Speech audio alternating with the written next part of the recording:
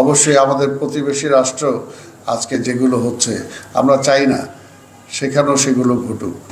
আমরা চাই বিশ্ব আজকে একটাই, আল্লাহ তো দুনিয়া বানাইছে, ধর্ম বলি অন্যদিকে আলোচনা চলে যাবে। আজকে ধর্ম বলি, রাষ্ট্র বলি, এগুলো তো আমরা নিজেরা সৃষ্টি করেছি, এই বিভেদ সৃষ্টি করেছি। তো সেই কারণেই আজকে আমাদের অবশ্যই প্রত্যেকটা থেকে শিক্ষা নিতে হবে এবং সামনের আগামী বছর যাতে বাংলাদেশের আমাদের সকল ঝড় ঝঞ্ঝার মধ্যেও আমরা ঐক্য থাকতে পারি, ঐক্যবদ্ধ থাকতে পারি, সকল ধর্ম বর্ণ মিলে আমাদের যে কৃষ্টি, আমাদের যে সংস্কৃতি। ভাই আমি তো বাংলায় কথা বলি, আমি বাংলায় গান গাই, আমি বাংলায় কবিতা পড়ি, তাই না? আমি বাংলা আমার মা বাবাকে ডাকি। এই যে মধুর, এই যে শান্তি, এটা তো যে হাউ ড্যাড এটা বলে তার সেই শান্তিটা পাবো না। কি বলেন? আমার ইংলিশের এখানে আছেন, সেটার মধ্যে তো সেই শান্তিটা নাই।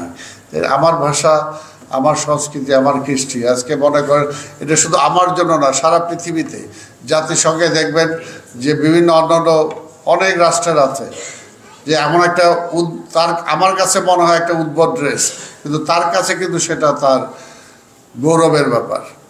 সে ঠিক একটা যে কাপড় বেঁধে একটা খোদ্দা পরে সে সেখানে জাতিসংঘে উপস্থিত হচ্ছে। অনেক সময় দেখবেন রাষ্ট্রীয় মেহমান যদি আসে, সে কিন্তু তার রাষ্ট্রীয় যে পোশাক সেটা পরেই তার সাথে দেখা করবে।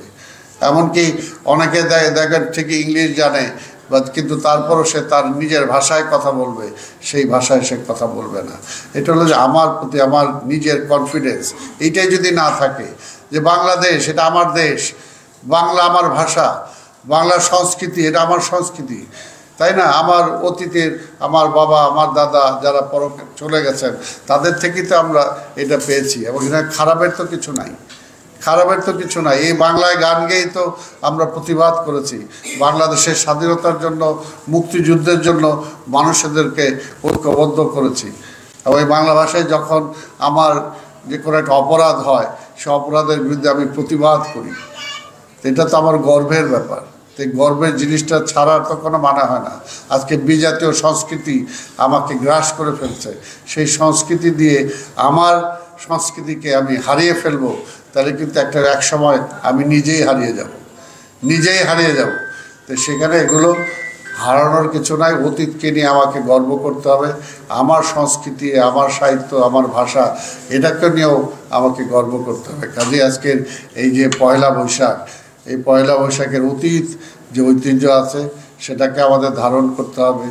আজকে স্বাভাবিক হয় পান্তা ভাত খাইতে, যদিও প্রিন্সিপাল সাহেব বলছেন যে আজকে এখানে এটা গরিবের না, এটা এখন একটা আনুষ্ঠানিক একটা ইস্যুর মধ্যে চলে আসছে, এবং সেটাতে আমি গর্ব ফিল করি।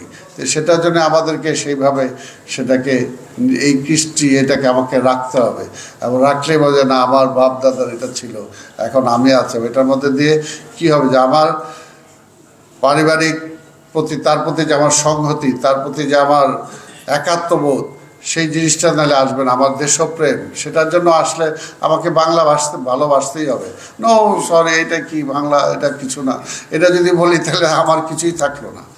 ওইটাই কিন্তু আমার নারী, ওইটাই কিন্তু আমার জন্ম, ওইটার থেকে আমি সৃষ্টি।